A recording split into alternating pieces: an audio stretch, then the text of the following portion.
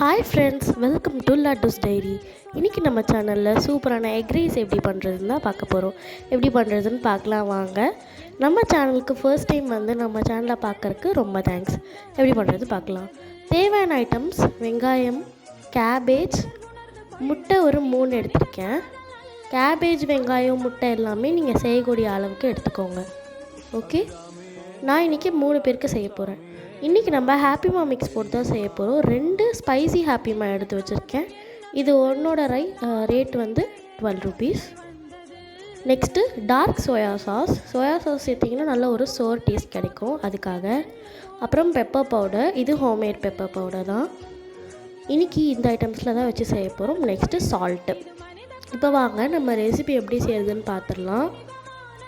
First நம்ம அதுக்கு ஒரு பவுல் எடுத்துக்கலாம். அதில் நம்ம முட்டையை இப்போது பீட் பண்ணிக்க போகிறோம். முட்டை வந்து பீட் பண்ணி சேர்க்கறதுனால மஞ்சக்கரு தனியாக வெள்ளைக்கரு தனியாக இல்லாமல் நல்லா எல்லாமே மிக்ஸ் பண்ணி மஞ்சக்கரு தனியாக வெள்ளைக்கரு தனியாக சாப்பிட்றவங்களுக்கும் ஈஸியாக இருக்கும்.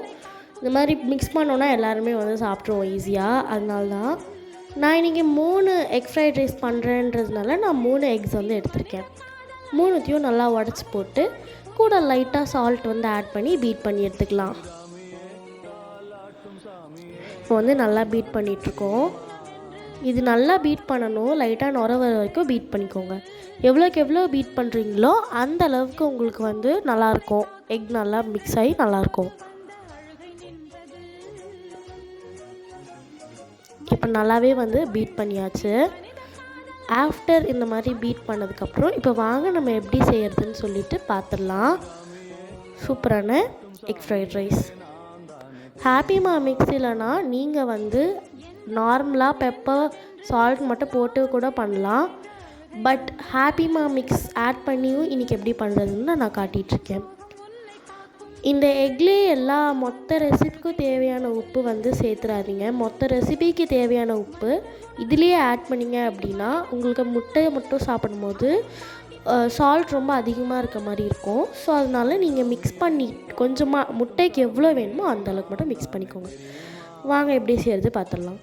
இப்போது ஒரு கடாய் வச்சு கடாய் சூடானதும் ஆயில், இது வந்து எந்த ஃப்ளேவர்ட் ஆயில் இல்லாமல் சேர்த்துக்கோங்க.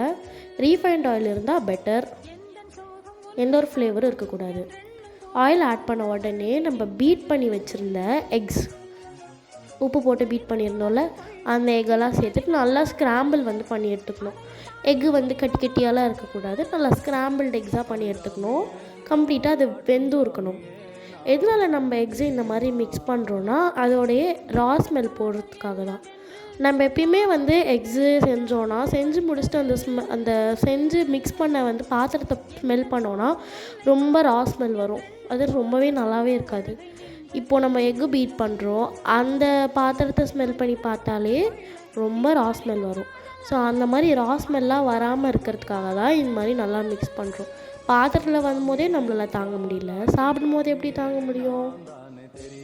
டெஃபினட்டாக முடியாது. அதனால தான் நம்ம இப்போ நல்லா மிக்ஸ் பண்ணுறோம்.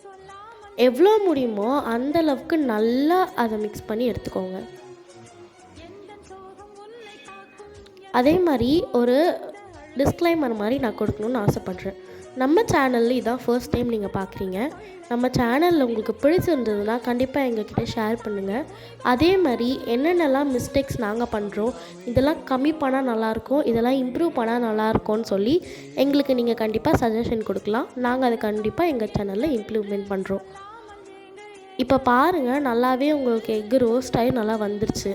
இப்போ இந்த மாதிரி நல்லா ரோஸ்ட் ஆகி இருக்க பாருங்கள். இப்போ என்ன பண்ணலாம், நீங்கள் ஆல்ரெடி பீட் பண்ணி வச்சுருப்பீங்களா அந்த பாத்திரத்துலேயே இந்த முட்டையை எடுத்து வச்சுக்கோங்க. நீங்கள் இந்த பாத்திரத்தை எடுத்து வச்சாலே பார்த்திங்கன்னா உங்களுக்கு நல்லா தான் இருக்கும். அதில் ரா ஸ்மெல் வரும். நீங்கள் நினைக்கலாம் நம்ம எக்கை அப்படியே போட்டு சாப்பிட போகிறதில்ல, நம்ம ஆல்ரெடி திருப்பி ரெடி பண்ண தான் போகிறோம் ஃப்ரைட் ரைஸ். அதனால தான் சொல்கிறோம். இப்போ எக்கை எடுத்து வச்சாச்சு. இப்போ நம்ம அதே கடாயில் வேறு கடாயெலாம் மாற்ற தேவையில்ல. அதிலே லைட்டாக ஆயில் ஆட் பண்ணிவிட்டு அது கூட ஆனியன் ஆட் பண்ணிக்கலாம். ஆனியன் வந்துட்டு பொடி பொடியாக வெட்டணும்னு அவசியம் இல்லை. இந்த மாதிரி நீட்டாக வெட்டிக்கோங்க, அதுவே போதும். நான் இன்றைக்கி ஒரே ஒரு ஆனியன் வந்து எடுத்திருக்கேன். இந்த ரெசிபிக்கு பொதுவாகவே வந்து ஆனியன் கொஞ்சம் கம்மியாகவே எடுத்துக்கோங்க. அப்புறம் நீங்கள் கோஸ் தான் ஆட் பண்ணணும்னு இல்லை, உங்களுக்கு விருப்பப்பட்ட காய்கறிங்க எதுவாக இருந்தாலுமே நீங்கள் ஆட் பண்ணிக்கலாம். சப்போஸ் எனக்கு கோஸ் வேணாம், கேரட் வேணும், பீன்ஸ் வேணும், இல்லை கேபேஜ் இல்லாமல் காலிஃப்ளவர் போடுறேன், கேப்சிகம் போடுறேன், எது வேணால் போடலாம். ஆனால் என்ன ஒன்றுனா ஃப்ரைட் ரைஸ்க்கு ஆப்டாக இருக்கணும், தக்காளிலாம் போட்டுறக்கூடாது. இந்த ரொம்ப சாகியான வெஜிடபிள்ஸ்லாம் இருக்கும்ல, அதெல்லாம் சேர்க்காதீங்க. லைக் வெண்டைக்காய், கோவக்காய் எல்லாமே அது போட்டோடனே கொலன்னு ஒட்டிக்கும் அப்படின்ற ஐட்டம்ஸ்லாம் ஆட் பண்ணாதீங்க. ஓகே, இப்போ பாருங்கள் நமக்கு நல்லாவே வந்து மிக்ஸ் ஆகிட்டுருக்கு. எப்பயுமே நம்ம இந்த கேரட்டு, பீன்ஸு என்ன காய்கறிங்க போட்டு வதக்குனாலோ அது லேசாக ஒரு கலர் சேஞ்ச் ஆகும், அதுக்குன்னு தீஞ்சிடக்கூடாது. சப்போஸ் கலர் சேஞ்ச் ஆக ரொம்ப லேட் ஆச்சுன்னா இந்த மாதிரி உப்பை ஆட் பண்ணிக்கோங்க. நம்ம இந்த மாதிரி உப்பை ஆட் பண்ணுறச்ச நம்ம அந்த ரெசிபிக்கு தேவையான உப்பும் கொஞ்சம் கம்மி பண்ணலாம் மொத்தமாக ஆட் பண்ணும்போது. அதே மாதிரி வெஜிடபிள்ஸ்க்கு தனியாக உப்பு ஆட் பண்ணுறப்போ அது ஏர்லியாகவே குக் ஆகி வந்துடும். ஸோ நமக்கு ரொம்ப ஈஸியாக இருக்கும். சப்போஸ் அவசரமாக ரெடி பண்ணுற ரெசிபியாக இருந்ததுன்னா உப்பு முன்னாடியே ஆட் பண்ணி மிக்ஸ் பண்ணிங்கன்னா சீக்கிரமாக ஒரு 2 to 3 மினிட்ஸ்லேயே உங்களுக்கு வெஜிடபிள்ஸ் 10 மினிட்ஸ் எடுக்கிற வெஜிடபிள் 3 மினிட்ஸில் முடிஞ்சிடும்.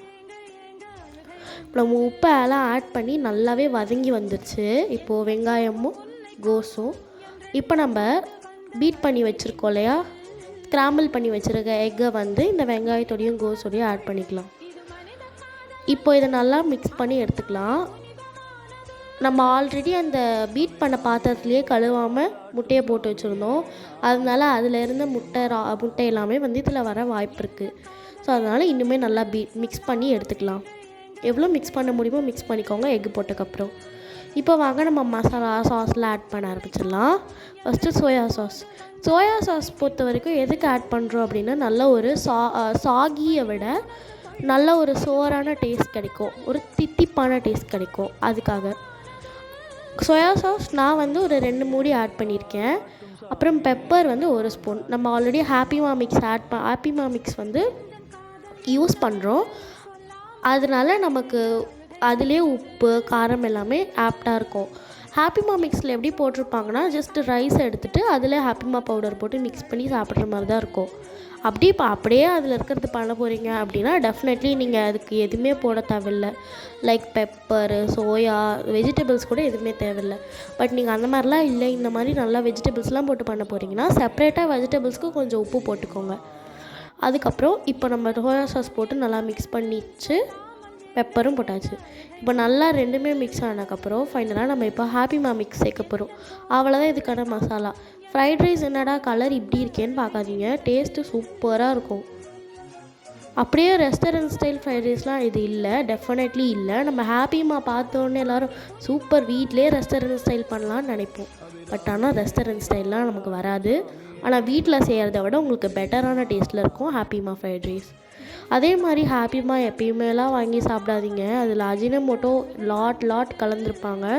எக்கச்சக்க அஜினமோட்டோ இருக்கிறதுனால அது ரொம்பவே டேஞ்சரஸ் உடம்புக்கு. ஈவன் நம்ம குழந்தைங்கள்லாம் சாப்பிட்றாங்க அப்படின்னா அது ரொம்ப டேஞ்சரஸ்ஸு. ரெகுலராக எடுத்துக்கிட்டாங்கன்னா கடையிலேயே வாங்கி கொடுக்க அவ்வளோ யோசிக்கிறோம், வீட்டிலே செஞ்சு கொடுக்கணுமா என்ன? எப்போயாவது ஒன்ஸ் இன் அ வைல் எடுத்துக்கோங்க, நல்லது. இப்போ நல்லாவே ஹாப்பிமா மிக்ஸும் நமக்கு வச்சுருக்க வெஜ்ஜீஸோட மிக்ஸ் ஆகிடுச்சு.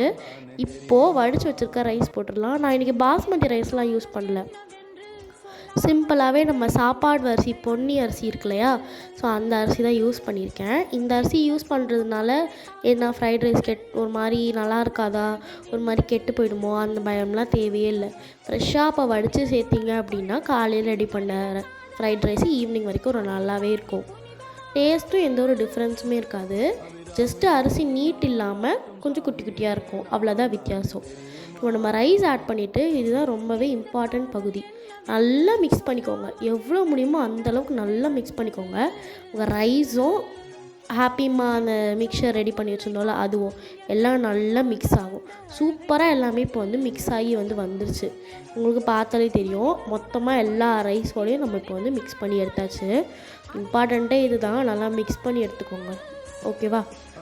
மிக்ஸ் பண்ணி எடுத்தாச்சு. இப்போ பார்த்தீங்கனாலே தெரியும் சூப்பரான ஃப்ரைட் ரைஸ் ரெடி ஆயிடுச்சு. இந்த மாதிரி ஃப்ரைட் ரைஸ் ரெசிபி உங்களுக்கு வேணும்னா கண்டிப்பாக லைக், ஷேர், சப்ஸ்கிரைப் பண்ணுங்கள்.